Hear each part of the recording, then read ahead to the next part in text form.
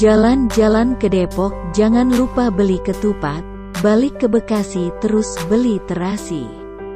Permisi, kami dari kelompok 4 mau presentasi. Pengertian O2O berdasarkan Weng dan Jeng 2015, model bisnis O2O atau online to offline didefinisikan sebagai salah satu bentuk e-commerce atau perdagangan elektronik yang berbasis online. Dengan antara aktivitas yang efektif, model bisnis O2O merupakan integrasi yang efisien antara online dan offline yang mendapat respon masyarakat di era digital. Ya, selanjutnya O2O di Indonesia. Perkembangan industri e-commerce yang terus berubah membuat layanan e-commerce juga ikut beradaptasi untuk memecahkan berbagai masalah yang ada. Layanan e-commerce yang tergolong baru di Indonesia adalah layanan O2O atau online to offline. Salah satu pelopor O2O di Indonesia adalah Matahari Mall. Ya, Matahari Mall Department Store yang telah memiliki cabang besar di seluruh Indonesia membuat Matahari mulai memasuki pasar online. Konsep O2O dianggap memiliki potensi besar untuk dikembangkan pada industri e-commerce di Indonesia. Ya, selanjutnya adalah potensi O2O di Indonesia.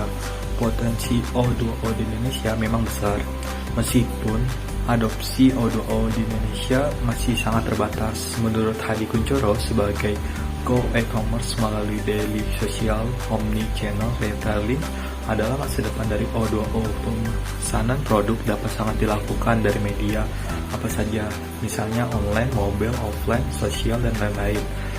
Lalu produk yang dapat diantarkan melalui channel apapun dan kapanpun. Kultur di Indonesia tidak terlalu menjadi masalah hal e-commerce karena yang akan banyak mempengaruhi adalah tingkat kesiapan infrastruktur dari e-commerce-nya dan logistik di Indonesia yang belum memadai.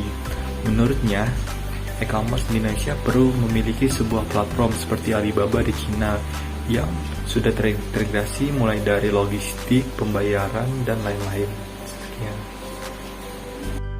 Implementasi dalam bisnis O2O.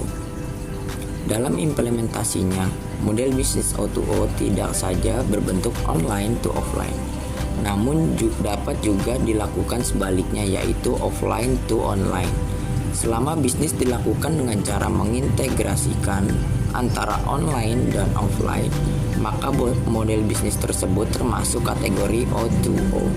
Yang menjadi poin tersendiri yaitu ketika suatu perusahaan telah membangun bisnis cukup lama sehingga brand sudah dikenal masyarakat, baik yang berbasis online ataupun offline, sehingga tinggal mengintegrasikan kedua platform tersebut yaitu online dan offline.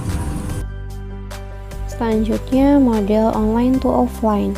Model bisnis online to offline yang perlu dilakukan perusahaan adalah membangun platform e-commerce terlebih dahulu.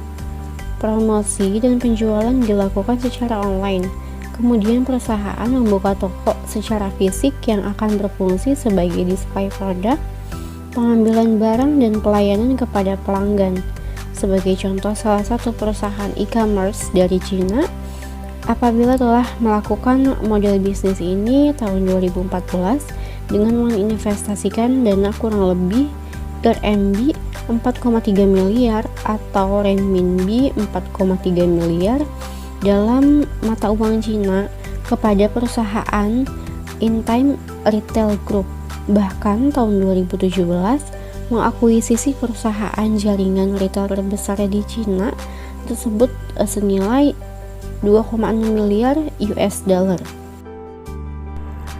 Model offline to online.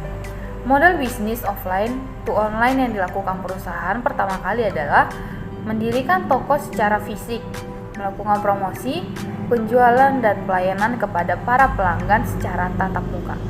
Berjalannya waktu, maka perusahaan membangun e-commerce yang mendukung dalam promosi dan penjualan. Sebagai contoh, Matahari Department Store yang memiliki 148 gerai tersebar di 76 kota di seluruh Indonesia, mendirikan situs perdagangan elektronik tahun 2015 yang dengan namanya mataharimall.com, dan tahun 2018 e-commerce tersebut dilebur ke dalam platform matahari.com.